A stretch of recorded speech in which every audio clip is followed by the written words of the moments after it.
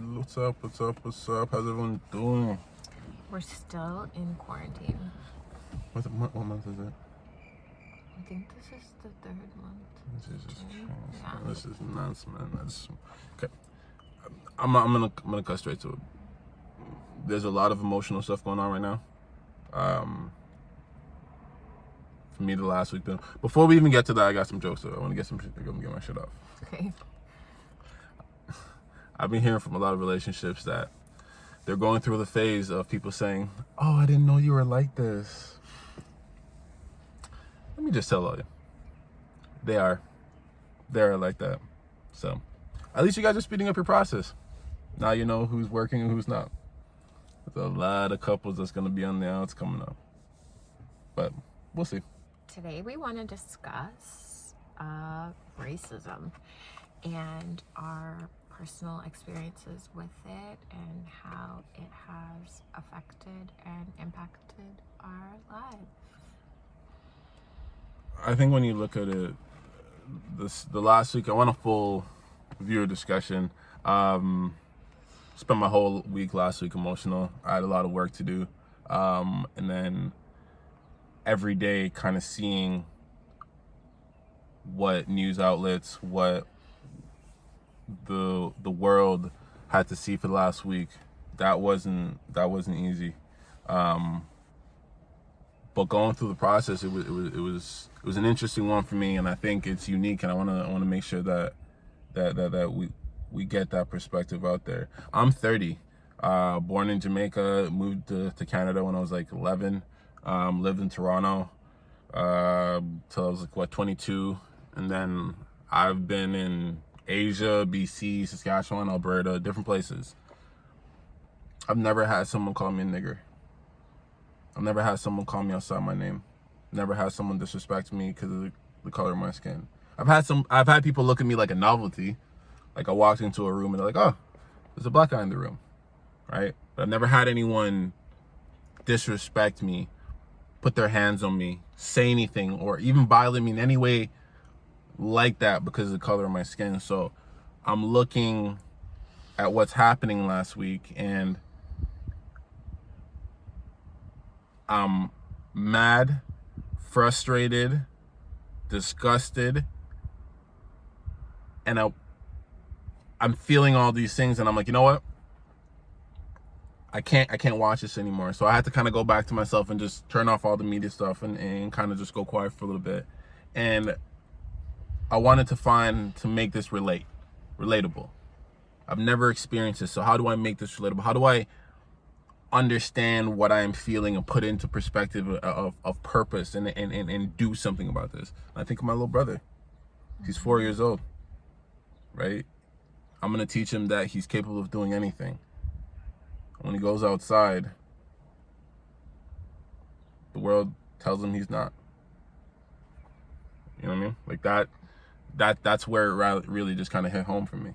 Of course. I think about my brothers, because they are darker than me. They are maybe more slighted because of the color of their skin, or because they want to wear their do-rag outside, and because people don't understand like our culture, our hair, our heritage. They see those things as triggers to attack them, or like think of them in such a negative light, and it's not fair, you know what I mean, to be judged based on the color of your skin or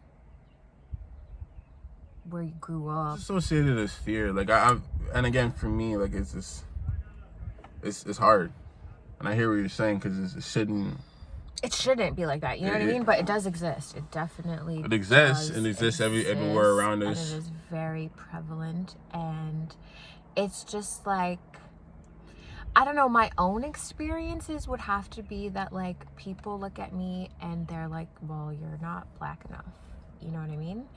And to me, it's not that I'm fighting to be black. Like, I'm black every day. It doesn't matter that you decide to acknowledge it or not. Like, I have to look in the mirror. I have to go home. I know what happens to me But to see how you're treated based on the color of your skin, like, okay, for instance, I had a job interview once, and like, if you know me, you know my real legal name is very not black at all. And so I get to the interview, and like, I love wearing my hair out, you know, so like, I'm an afro on or whatever, and I get to the interview and they call my name, and the girl legit looked at me and was like, no, this is not you. And I was like, it definitely is. You know what I'm saying? Yeah. And like, to me, that made me want to just walk out. Like, I already knew I don't even want to work here. You don't even... You can't. You're getting judged on a perception that you don't even. You're just looking at visual cues. You looked at my name and you were expecting to make a see deduction, someone else, you know, and it was me. So what if your name was like, a little blacker? They're not getting that call back? No, for sure not. They saw my afro. They were not expecting my name to be like that. I've been in a room. I've been fortunate and blessed enough to be in rooms representing companies, and it's always interesting in those rooms, because I've been in a room, and I'm not saying that I intend to get at a higher pace where I do break down those barriers, and I like to be one or two black men in the room, because I know that means that I'm cutting into a part of the system that we haven't been, right? So I love that experience. But not just that, when you're in those rooms, and I've sat in those rooms, I've been on Chambers of Commerce meetings representing my corporation, and I've sat in those rooms, and there's a surprised look on old white men's face when they see me speak. And I live for that moment. Of course. Right? Because that's the moment that they've made a deduction on me before they've, right? I like the look of who is this? Yeah. Right? I earned my spot here. I earned my seat at the table. Yeah. But not only that, I can be influential at the table. Exactly. Right? So when I was going through my stuff last week and I'm emotional, that's one of the things that I want to give to my little brother. Yeah. Right? Because that I feel is my responsibility now. When he walks into those rooms, he has to feel, the world might not look at him how he feels, but if he looks at the world how, program yourself or the world will program you. That's it. But it comes to like, when do you discuss topics of racism and injustice with these black little kids, boys? Yeah. And girls too, because and women too, because they see it in a different scope, and I've had to. I don't believe I fully understood as a black man and we've talked off camera before. I don't think I fully understood the scope of what a black woman has to see on a day-to-day basis. Yeah. Right? I understand the male side of it, the physical stuff, cops will pick you up and, they'll take you around the way a little longer. Yeah. Right? So I know that, but I don't know the plight of, I didn't fully understand the plight of a black woman, but there's definitely conversations to have. So you're right. When do you have those conversations? And I feel like there's no exact age limit as to when to start talking, but as long as you're constantly always teaching them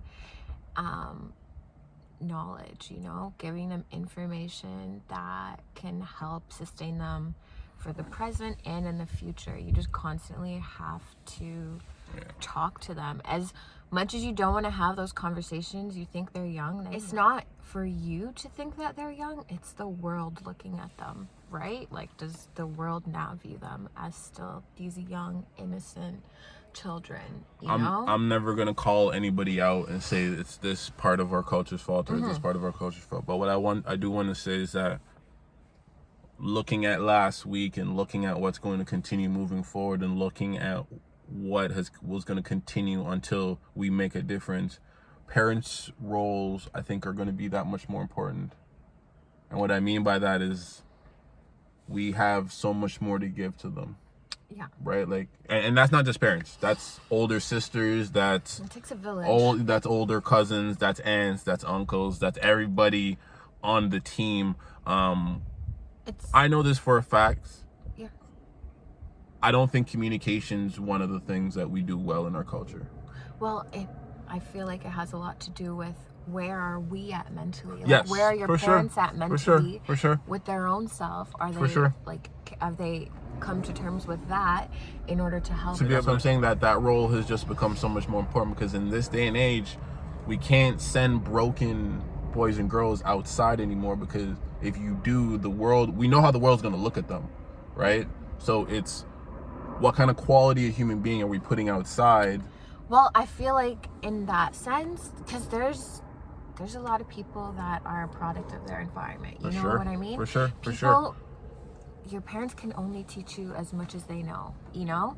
You can only go as far as they go sometimes, you know what I mean? Because they don't have the means or the knowledge to get you past a certain point. So now it's about your community and things in the community that we have in place to ensure that Black boys and girls, like, succeed, you know, like that we're gonna understand, and on the help system, them to understand and grow and learn how to work together. But it's for us as a society to put those things in place to help them. You know what I mean? For sure, I agree. People have to be willing to accept the help, because a lot of times people are not willing to accept the help. Definitely get thrown out there, and people are like, well, you're not gonna tell me.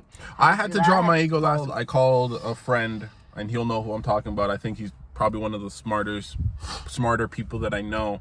And I called him early last week because I was trying to figure some stuff out in my head, and I couldn't make it together. And I think one of my best abilities, from my perspective anyways, is that when I'm alone and I can think and I can straighten out my thoughts. And so it was weird for me not to be able to do it. So I called him, and we talked for probably 2.5 hours. And there are things that he's going to school me on, and I don't like to be wrong. I'm not going to lie. You know what I mean? I like to, you know what I mean? Yeah. But I needed that.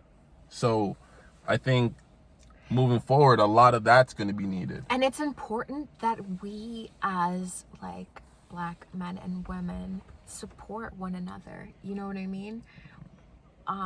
Just do our best to try to uplift and help one another, because we do struggle with our mental health. It's like, it's the person, because obviously you can't pull someone to reach out to you. So if they reach out, like, just listen. You know what I mean? Oh, for sure. Because sometimes we're so caught up in our own life and in our own self, we just don't really listen. And that's it's hard to do, right? Because listening is because you got to essentially stop talking, and you got to have empathy, and you have to not just listen to hear someone, but listen to actually feel what it is that's. And you having that conversation helped you. You know what I mean? That was therapeutic for you to have. It helped me in my process, right? Because when I finished talking to him, I didn't feel completely better, but it gave me context, right? Because sometimes that's what you need. Sometimes your mind's going through something, you need bigger context to it. And I said this to him, and I'll continue to say, you're going to see across my social media, I'm going to continue to preach this is a battle on so many different fronts. Definitely. Right? Like, I see people who are activists that are going to be out there. They're going to continue to preach the path and continue to beat that drum. And I commend them. And I want to say that everybody has to figure out that there's a different thing that they can do. Right? I don't think there's one element that's going to be all. We know what's going through. We know what we're going through. We know what needs to happen for Black people as a whole in this world for us to move forward. But what are the things that we're going to do individually to kind of set our standard to be able to get to that level individually? And that's what we need to work on. Yeah. A lot more people I understand we want the bigger picture, but in the end, like, we're no good to others if we're not good to ourselves. My dad said the same. My dad said the same thing to me, and I called him, and he said the same. He's like, I just want to tell you, like, you're no good to nobody until you're the top of your game. And that man's preached that to me. My mom and my dad has preached that to me since I'm from little, right? That's what I mean. It's going to be so important for if you have a Black kid mixed out of like 1/3. The world's going to look at them the same way, and you got to look at them and make a decision of what are you going to do, not just provide for them. And I know things are hard, so I'm not trying to, put pressure, but I'm just saying, like, these are what some of the things are going to have to happen for us to really see change, right? And see, and hopefully be able to see progress from their little on all the way up. Most certainly, but we just have to start with ourselves and like within our own family dynamics and build and like our own friendship relationships and just keep growing from there. And I don't like that doesn't mean do not sign the petitions, and don't not go out there and proactively be working Do on yourself something. too. Yeah. You know what I mean? Yeah. And helping to build up your community, and let's like build up the Black community together. Like, we're stronger in numbers. There's so much people that I've seen in pain right now, and it was hard for me to kind of even speak, because I'm like, I'm not there, I'm not feeling exactly what they're feeling, so I don't know if I'm doing a disservice by speaking on something that I can't directly feel. But as I said, I went back to my little brother and I looked at him and I said, you know what, there's something that this is the part that I get to play, and there's a bunch of 4-year-old Black kids, boys and girls everywhere else, not just my little brother, that we can all look at and say, okay, that is the thing that we can use to be able to really make a difference. Again, other people are gonna have different things, but we all got to do something. Everyone that's going through something hard right now, blessings, best wishes. Tomorrow when you wake up, like, just it's a new day. It's still hard outside, but just send you nothing but blessings, man. That's it. That's my blessings. Take care, guys. Stay safe.